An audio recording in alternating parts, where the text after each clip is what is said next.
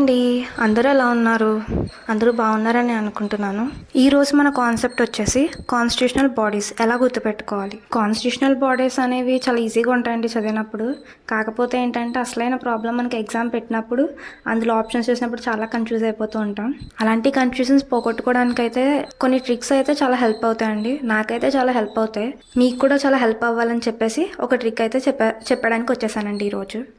ఇలాంటి tricks use చేసుకొని మనం చదవడం స్టార్ట్ చేయడం అంటే చదువుతూ ఉంటే మాత్రం మనకి ఎగ్జామ్లో చాలా హెల్ప్ అవుతుంది. మనం తెలియకుండానే ఆన్సర్ని కరెక్ట్ పెట్టేస్తాం. అంటే మైండ్లో ఆల్రెడీ సేవ్ అయిపోయి ఉండడం వల్ల ఆన్సర్ అయితే కరెక్ట్గా పెట్టేస్తాం. ఓకే, ఇంకా టైం వేస్ట్ చేయకుండా టాపిక్లోకి వెళ్ళిపోతాం.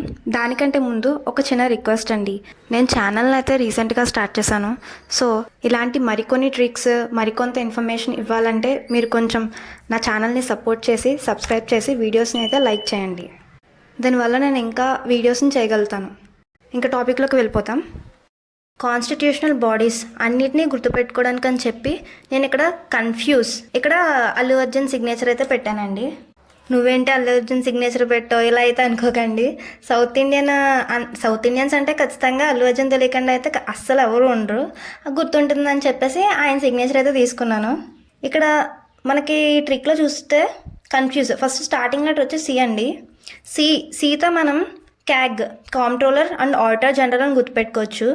తర్వాత ఓ అంటే office for linguistic minorities. Next N అంటే national commission for SC ST BC. తర్వాత ఎఫ్ వచ్చేసి ఫినాన్స్ కమిషన్ అని గుర్తుపెట్టుకోండి. తర్వాత యు అంటే UPSC Indian public service commission. తర్వాత ఎస్ వచ్చేసి స్టేట్ పబ్లిక్ సర్వీస్ కమిషన్ అండి. దాని తర్వాత ఈ ఫర్ ఎలక్షన్ కమిషన్ అండి. ఇక్కడ అల్లు అర్జున్ సిగ్నేచర్ ఇక్కడికి వచ్చేసాం మనం. స్టార్టింగ్ ఏ అంటే అడ్వకేట్ జనరల్ కింద గుర్తుపెట్టుకోండి. అండ్ నెక్స్ట్ ఏ వచ్చేసి అటార్నీ జనరల్ కింద అయితే గుర్తుపెట్టేసుకోండి. అంతే అండి, సింపుల్గా అయితే ఈ ట్రిక్తో మనం కాన్స్టిట్యూషనల్ బాడీస్ అన్ని ఒకే చోట అయితే గుర్తుపెట్టేసుకోవచ్చు.